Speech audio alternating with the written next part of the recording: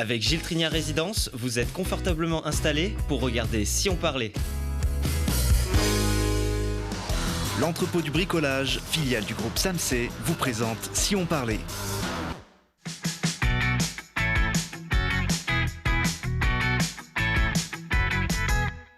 Allez, bonjour à tous. Après une longue pause sanitaire qui nous a permis de rediffuser les meilleurs moments de l'émission, Si on parlait est de retour aujourd'hui à l'occasion de la 3e Biennale des villes en transition, organisée à Grenoble du 1er au 4 avril.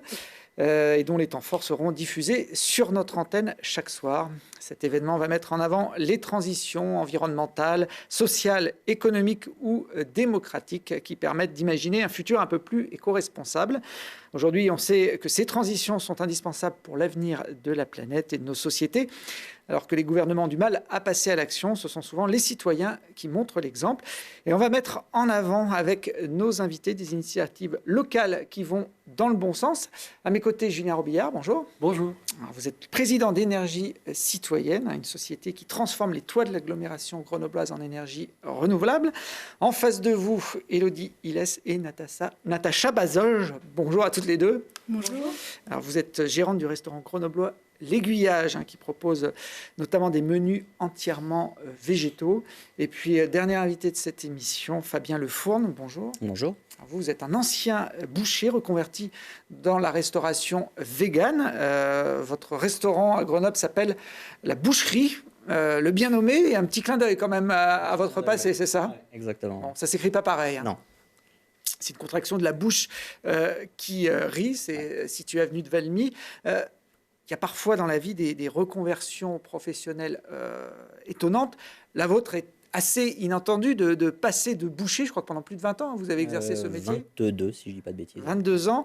Comment vous avez décidé de changer de crèmerie, si je puis dire? Ça a été un petit cheminement, en fait. C'est à force de voir des choses et de se poser des questions, j'en suis arrivé là. Quelle chose? Qu'est-ce qui vous a... Il y a le gros déclic, ça a été les vidéos d'abattoirs, par exemple. Ouais, tout ce qu'on a pu voir ces dernières années avec les associations comme L214 et des choses comme ça. Exactement. Ouais. Ça vous a fait... Ça a été un déclic ou c'est venu Ça a été un déclic en disant, là, très clairement, on fait quelque chose qui ne devrait pas être fait. Donc on arrête de donner de l'argent à un système qui ne nous convient pas. On en voit là quelques-unes de ces vidéos, effectivement, qui ont choqué l'opinion publique. Après, tout le monde n'a pas forcément réagi de façon aussi radicale que vous. Votre entourage a compris votre changement à 180 degrés? Ils n'ont pas vraiment eu le choix, mais ils ont compris. J'ai pas eu de problème en tout cas, mais ça s'est fait. J'ai peut-être un peu imposé le truc en fait. Hein. Alors, on peut peut-être préciser ce que c'est que le véganisme. C'est un comportement alimentaire qui exclut tout produit d'origine animale, quel qu'il soit. Donc viande, poisson, les gens le savent, c'est assez clair, mais du coup les dérivés, donc œufs, tout le lait, donc tous les dérivés, fromage. Crème, tous les produits laitiers, par exemple des yaourts, quelqu'un qui est vegan ne mangera pas de... Voilà, mais on a des substituts qui font très bien l'affaire, donc on continue à en manger. Élodie, Natacha, vous qui proposez aussi dans votre restaurant des menus véganes, vous pratiquez aussi le véganisme? Comment vous êtes dans votre vie quotidienne? Eh ben, on est omnivore. Omnivore. Donc nous, on n'a pas, ni Natacha ni moi, on n'a pas de régime alimentaire spécifique. Par contre, on essaye d'avoir une alimentation variée qui correspond un peu à notre vie d'aujourd'hui, tout simplement. Enfin, il y a plus grand monde qui mange de la viande à chaque repas. Et puis là, on cuisine simplement professionnellement. Ça nous ouvre en fait une biodiversité, une variété de produits en fait qui est très intéressante culinairement parlant aussi. Et ça permet de... Enfin, moi, ce que j'aime bien dans la cuisine végétale, c'est que ça ouvre vraiment sur des nouveaux ingrédients qui ont été un peu oubliés. Et puis, ça remet au goût du jour des variétés, une manière de cuisiner et une manière de penser. C'est vraiment un tout. C'est assez global, notre approche, je pense. Ouais. Et puis, on se rend compte que même dans une assiette ou dans une boîte, parce qu'aujourd'hui, on travaille avec des boîtes avec de la viande, finalement, c'est plutôt le légume qui est la composante principale le cœur du plat. En tout cas, pour nous, on adore travailler les légumes, on adore travailler les graines, les plantes, les herbes. Et c'est ce qui fait vraiment, c'est ce qui est vraiment au cœur de notre cuisine. Julien, bon, vous n'êtes pas dans la restauration, mais vous mangez comme tout le monde. Oui. Moi, je suis végétarien, mais donc je comprends tout à fait la démarche qui a pu être faite, hein, qui a pu être prise. Moi, je ne suis pas végétalien. Je trouve encore Donc, la les limite œufs, le ici. lait, ça fait partie Oui, de... oui, puis aussi le fromage. Donc, mais ceci étant dit, effectivement, ça amène une autre façon de cuisiner. C'est vrai que la difficulté qu'on avait, en tout cas moi que j'ai ressenti historiquement, c'est quand le midi il fallait manger quelque part, c'était compliqué. Je trouve que ces dernières années, c'est quand même beaucoup plus simple parce que les gens ont appris à cuisiner sans viande et qu'on arrive à retrouver des saveurs en dehors de ça, quoi. Alors, les protéines sont indispensables au développement du corps humain, hein, qu'on soit vegan ou pas. Il y a de quoi compenser quand on exclut les produits laitiers, la viande, les œufs. Fabien ? Pour les protéines, largement, ouais. Rien que dans les légumineuses, hein, tout ce qui est haricots rouges, pois chiches, lentilles. Rien qu'avec ça, déjà, vous avez un apport de protéines qui est quand même assez conséquent. La seule vitamine qu'on n'a pas quand on consomme pas de produits animaux, c'est la B12. C'est la seule où on va devoir en prendre à côté, en fait, simplement. D'accord, des petites pilules de B12, ça existe. Exactement, ouais. Alors, un autre paradoxe, en tout cas, une autre chose surprenante dans votre parcours, c'est que vous êtes passé de boucher à restaurateur vegan. Et dans votre restaurant, d'ailleurs, c'était le premier restaurant 100% vegan à Grenoble, quand vous l'avez ouvert.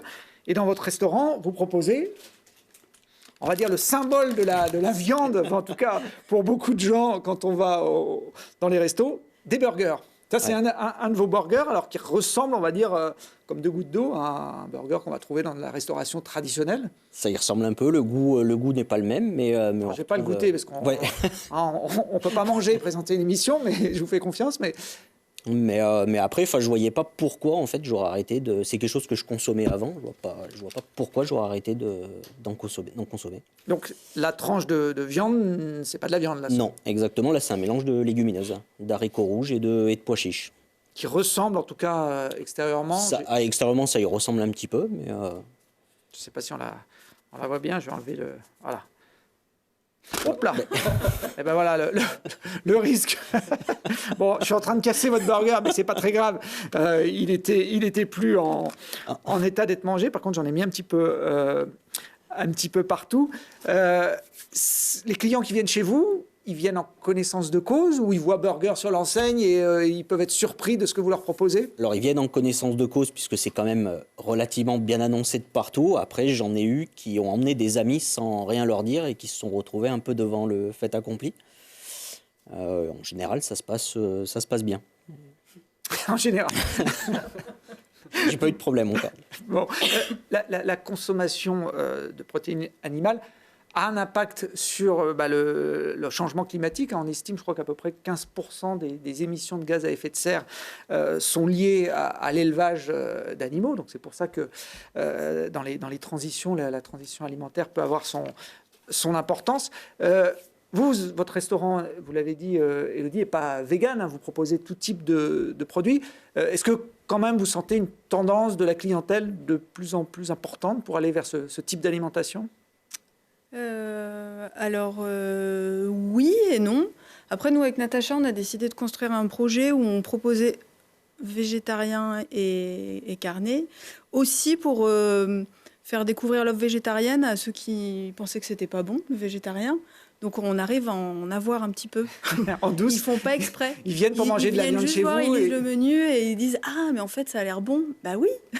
Et donc du coup, il y a des gens qui n'étaient pas forcément végétariens et qui venaient pas chez nous pour ça, mais qui du coup s'y sont prêtés et ils trouvent ça sympa et que la cuisine végétale, elle est aussi riche et gourmande que c'est pas la viande ni le poisson qui fait le goût dans un plat. Bien souvent, c'est tout ce qu'on met à côté. Donc en fait, si on l'ôte, ça enlève pas tellement de gourmandise au plat. Et je pense qu'ils le comprennent, ça, et on arrive à faire des choses.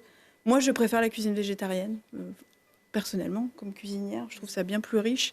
C'est beaucoup plus rigolo, parce qu'on arrive à avoir bien plus de texture. Enfin, c'est très intéressant. Et puis après, nutritionnellement parlant, c'est tout à fait équivalent. C'est voire mieux, même pour la santé, c'est meilleur. Enfin... Et puis même au niveau de l'offre de viande, nous, on essaie déjà de travailler avec des producteurs qui sont locaux. On essaye vraiment de construire une relation avec eux, de savoir comment sont élevés leurs animaux. Souvent, ce sont des petites exploitations qui sont à proximité, je dirais, en Isère ou en région Rhône-Alpes. Et puis, on a réduit aussi les quantités, les portions de viande par assiette, puisque au niveau des apports nutritionnels, c'est pas indispensable d'avoir 200 grammes de viande par jour, absolument pas. Même au niveau de la digestion, c'est quand même pas super. Donc, du coup, on a réduit quand même beaucoup les apports les quantités de viande qu'on propose. Et effectivement, il y a des jours où le végétarien ou le vegan, il est beaucoup plus alléchant et il fonctionne bien mieux que la viande ou que la proposition de poisson aussi. Vous avez le label maître restaurateur dans votre restaurant, donc c'est compatible. Maître restaurateur, ça veut juste dire qu'on a des approvisionnements locaux ou issus de petites entreprises et qu'on fait tout sur place. C'est-à-dire qu'on n'achète rien qui est transformé. Donc on fait tout, de A à Z. Et c'est tout à fait compatible. La cuisine traditionnelle peut s'y prêter.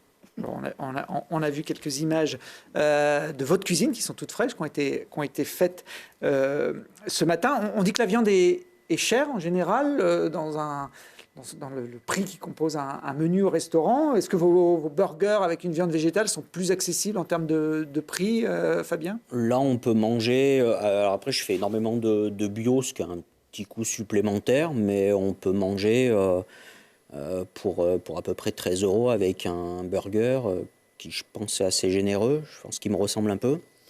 Et puis, boissons et frites à côté. Quand on sort, normalement, on est calé. Bon, alors vous êtes resté fermé pendant toute cette période de crise sanitaire. Vous l'êtes encore. Du côté de l'aiguillage, une stratégie un petit peu différente. Vous êtes resté ouvert. Alors on a rouvert, nous, même juste avant la fin du premier confinement, là en mai de 2020. Et on a tout de suite commencé à faire de la vente à emporter. Parce qu'on n'avait pas envie de rester fermé. On savait qu'il y avait des clients qui étaient là, qui attendaient, qui avaient envie de manger. Nous, on avait envie de travailler. On a aussi des salariés qui avaient envie de reprendre le travail. Et puis, on a une structure à faire tourner. Et puis, on a un métier à exercer. Donc, on a tout de suite repris en vente à emporter, ce qui nous a demandé énormément d'adaptations. Des adaptations très fréquentes, entre ouvert, pas ouvert, à emporter, pas emporter, bref. Mais on a bien développé cette offre-là. Aujourd'hui, on ne tourne qu'avec ça, mais ça nous permet de continuer à régaler nos clients, à faire travailler nos partenaires, à faire travailler également nos fournisseurs qui ont besoin de nous pour continuer à vivre. Donc pour nous, c'était important de développer cette offre-là et on a hâte par contre de pouvoir ouvrir et d'accueillir nos clients réellement dans la salle parce que ça, c'est un des aspects du métier qui nous manque aujourd'hui, de servir les clients. Bon, si on veut vous trouver, on a vu les images de la devanture. Vous êtes à l'aiguillage, à l'embranchement entre les voies de tram, celles qui partent vers la presqu'île scientifique et l'autre qui part vers Courberia et Fontaine. La vente à emporter, alors les clients viennent chercher. Il faut aussi parfois être en capacité de les livrer, Élodie ? Oui, alors nous, pour la livraison, on a choisi Cyclo. Donc c'est une petite entreprise grenobloise de livreurs à vélo, qui sont des anciens de Uber Eats et Deliveroo, qui sont un peu les géants du système. Les géants du système qui n'assurent pas forcément une rémunération correcte, qui socialement c'est assez catastrophique. Donc nous, on avait envie de s'ouvrir ce spectre-là, mais par contre, on ne voulait absolument pas passer par ces plateformes-là. Donc on a trouvé Cyclo, où ils nous ont trouvé, je ne sais pas. Et puis on a trouvé que c'était une bonne idée, en fait, de pouvoir s'étendre un petit peu plus que notre quartier pour la livraison. Et voilà. Et on est très contente de Cyclo. Alors, une entreprise locale et avec une certaine éthique dans son approche, notamment des livreurs. Un des travers de la livraison à domicile, ça on n'y peut rien, mais ce sont les déchets générés par les différents emballages qui constituent les plats. Il y a une jeune société grenobloise qui s'est penchée sur le problème et qui a trouvé une solution. Je vous propose de découvrir ce qu'ils font à travers ce reportage de Laurie Baillet. Pour en découdre avec les emballages jetables, Daba Consigne propose aux restaurateurs grenoblois qui font de la vente à emporter ces contenants en verre made in France.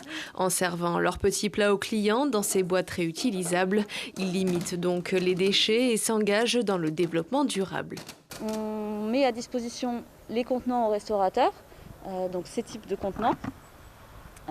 Et après, La première fois qu'il demande un contenant, le client du restaurant va payer une consigne de 5 € par boîte et il va pouvoir apporter son contenant dans n'importe quel resto qui fait partie du réseau Daba. On vient de dépasser les 10 000 utilisations de Daba, donc ça veut dire qu'on a limité 10 000 emballages jetables grâce au réseau et à tous les restaurateurs et gastronomes qui jouent le jeu avec ce service.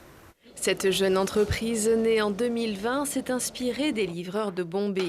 Un système vieux de plus de 120 ans entre confiance et performance et qui a déjà séduit une vingtaine de restaurants à Grenoble, comme le bistrot à l'envers rue d'Alembert. On a une dynamique de fait maison, de local, de bio, autant que faire se peut de zéro déchet.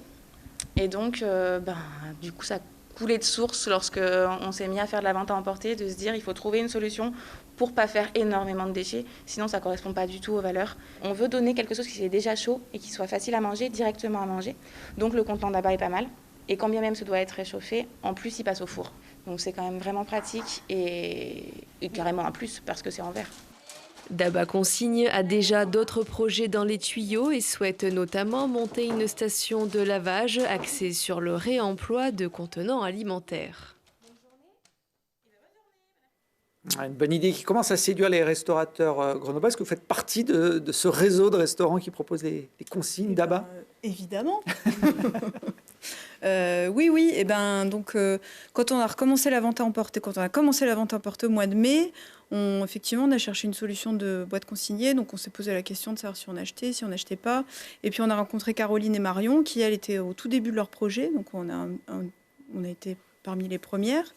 Et en fait, ça a présenté que des avantages de passer par une société extérieure, et notamment pour le client, parce que en fait, vous achetez votre boîte et puis vous pouvez l'utiliser dans les restaurants qui sont partenaires du réseau. Donc, vous achetez votre boîte une seule fois et les clients, ils se retrouvent vraiment. Et puis pour nous aussi, parce que nous, c'est quand même plus agréable, nous qui nous manque le dur pour présenter nos plats, d'avoir un contenant en verre solide, ça met aussi en valeur nos préparations.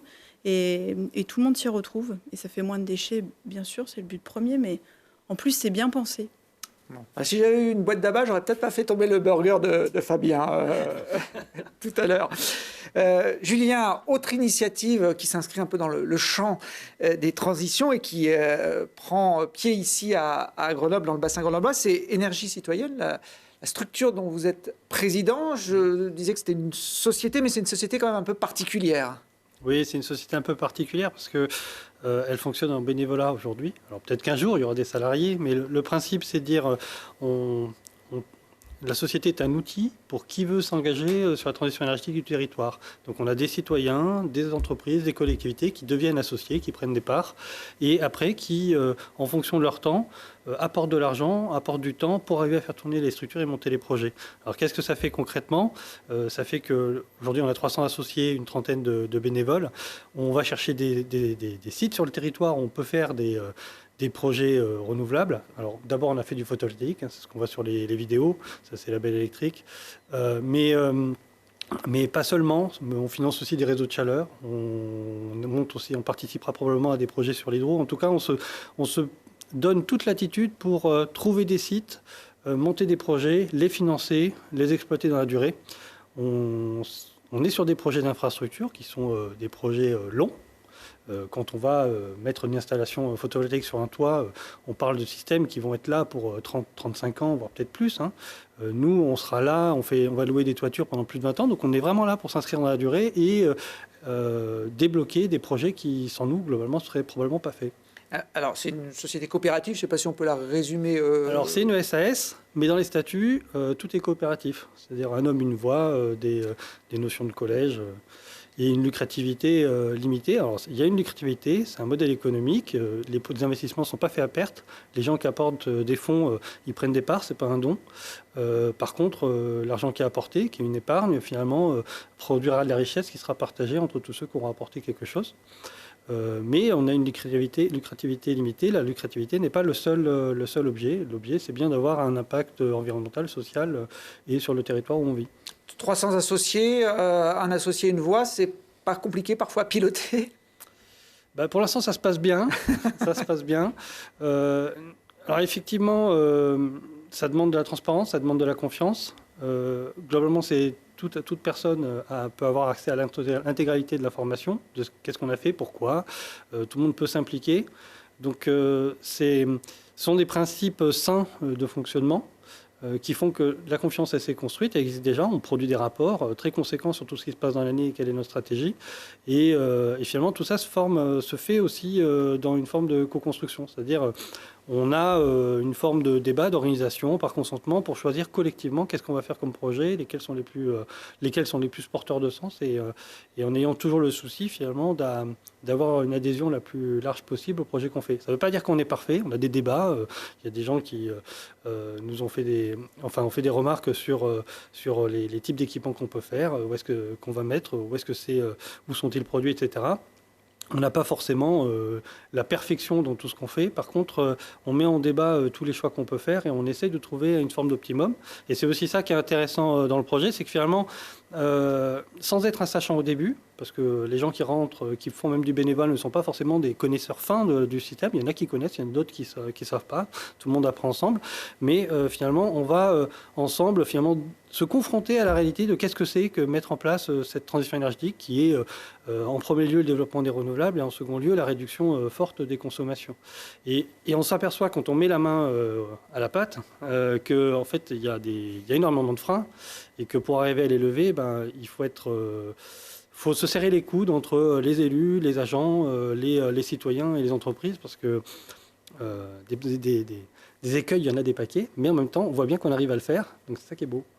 Je vous avais demandé de venir avec un objet qui symbolise votre activité. Je pensais que vous viendriez avec un panneau solaire et vous êtes venu avec un bagel. Je ne sais pas si c'est ça. C'est peut-être pour faire concurrence au burger de Fabien. Alors effectivement, c'est pour faire concurrence, mais en fait, je ne savais pas qu'il allait venir. Et on ne se connaissait même pas. Il est vegan aussi, celui-là. Voilà, celui-là, il est vegan. Non, le principe, c'était... alors c'est un bagel, mais l'idée, c'était le donut. En fait, le trou au milieu, c'est ça le plus important. C'est l'ensemble. On prend énergie citoyenne, c'est quoi? C'est une forme d'activité économique. Il y a une ressource qui existe sur le territoire, les projets renouvelables, l'énergie renouvelable qu'on va chercher à exploiter, qui va créer de la richesse. Et la façon dont on le travaille, elle s'inscrit dans ce qui s'appelle l'économie donut. L'économie donut, c'est dire toute notre activité économique, elle s'inscrit entre deux limites. Le trou intérieur, c'est la limite sociale.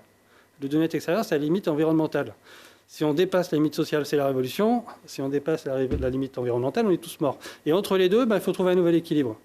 Et globalement, nous, pour trouver cet équilibre, on y va à tâtons. On essaie de découvrir des façons de faire en disant que l'activité économique est portée par le sens, que ce sens est collectif, et qu'après, on fait des choix opérationnels pour atteindre ce sens. Et que la spécificité qu'on a, c'est qu'en fait, on met tous la main à la pâte pour construire le donut, dont tout le monde bénéficiera à la fin en espérant qu'il ait un bon goût. Voilà. Alors aujourd'hui, vous avez une quinzaine de toitures équipées sur l'agglomération grenobloise. La plus grande, on la voit, vous l'avez dit, c'est celle sur le toit de la Belle Électrique. On ne la voit pas forcément quand on vient dans la salle de spectacle du quartier Boucheillet-Veillé, mais avec ces images, on découvre tous ces panneaux photovoltaïques. Ça permet de rendre la salle autonome, par exemple, une installation comme celle-là? Alors, pour eux, non, parce que dans la pratique, ça produit la journée et eux, ils jouent le soir. Oui, c'est pas pratique. Maintenant, si on regarde à notre échelle, on est 300 associés, on a une quinzaine de toitures et globalement, on compense la consommation de nos associés. Donc, ce que ça traduit, c'est que globalement, à notre échelle, on arrive à avoir un impact, que ce qu'on fait est largement réplicable et on serait 10 000, on compenserait 10 000. Donc, en fait, ce qui est important, c'est pas tellement là où on est, mais la dynamique qu'on a et la capacité, finalement, à permettre à tout un chacun de se réapproprier une question qui est quand même éminemment complexe, qui est celle de l'énergie, qui irrigue nos sociétés, toutes nos sociétés basées sur l'accès à l'énergie. Donc il y a des rapports de pouvoir même qui sont définis autour de ça. Donc ça permet de se réapproprier ça, de la réintégrer, de reprendre du pouvoir sur le sujet et d'avoir un impact qui est extrêmement fort parce que moi je suis quand même épaté qu'à chaque fois on arrive à compenser la consommation finalement des personnes qui s'impliquent dedans. J'ai hâte qu'on soit 10 000, quoi.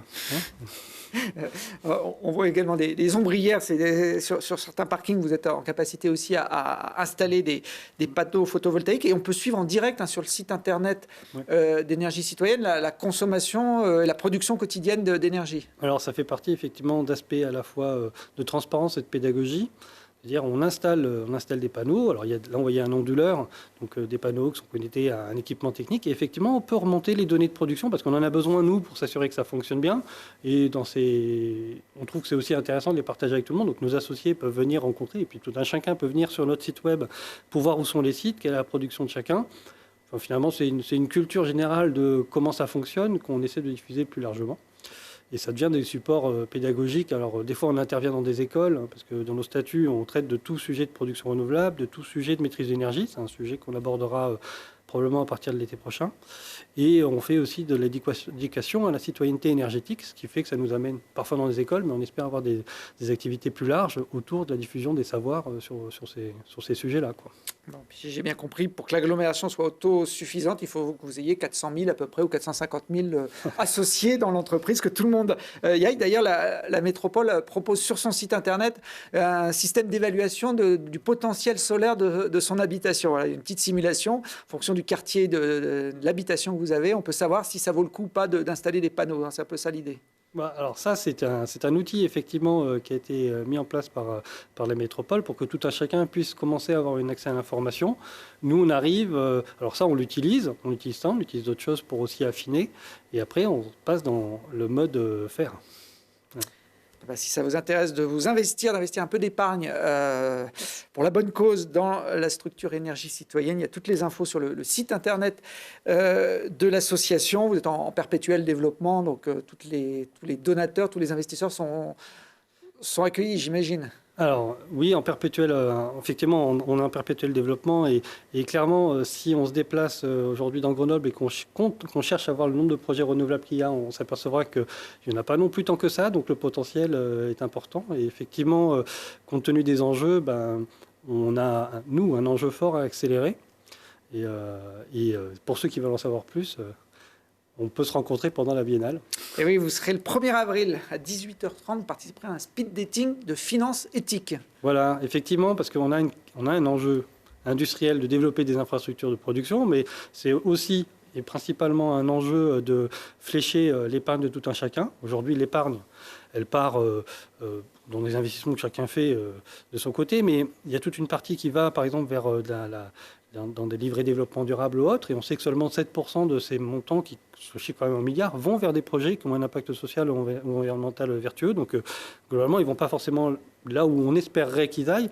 Et effectivement, cet atelier, il cherche aussi à montrer qu'il y a des solutions pour placer son épargne, pour arriver à faire des projets qui ont un impact concret, rapide, et qui soient alignés avec les enjeux qu'on porte tous, auxquels on est tous confrontés. Donc à cet atelier, il y aura la NEF, le Cairn, qui est une monnaie locale, il y a des cigales, Oikocrédit, puis il y aura nous, comme une solution pour permettre à tout un chacun d'investir son argent au profit de tous. Voilà, ce sera le coup d'envoi de la Biennale, donc le 1er avril. Vous pourrez suivre également cet événement sur notre antenne. On en aura notamment le jeudi à 20h15, une soirée autour du projet Émergence, qui donne la parole à la jeunesse pour valoriser leurs talents et donner vie à la puissance de leurs mots. Le film retraçant cette expérience menée à Grenoble depuis 2018 et une table ronde avec l'humoriste Walidia sera diffusée donc sur notre antenne. Lendemain, vendredi 2 avril, c'est une soirée autour de la nature en ville. On l'a intitulée « La Bastille révolutionne la biodiversité ». Ce sera à 18h30 avec là également une table ronde et des intervenants de différentes associations. Samedi 3 avril, ce sera le ciné montagne, des films sur la montagne en transition qu'on vous propose à partir de 21h sur notre antenne. Et puis on terminera cette biennale le dimanche 4 avril à 20h avec une soirée de clôture autour du film Graines d'espoir qui sera présenté en avant-première par son réalisateur Pierre Bécu. Pendant 2 ans, vous le voyez, il a rencontré des jeunes de milieux et de pays différents, dont des jeunes grenoblois, pour comprendre un petit peu les diversités de points de vue, mais aussi les convergences des uns et des autres autour de ces questions de changement climatique et de transition. Merci à tous les 4. Moi, j'ai de quoi passer ma soirée tranquille entre le donut et le burger. Toutes ces émissions dédiées à la Biennale, vous pouvez également les retrouver en replay sur notre site internet.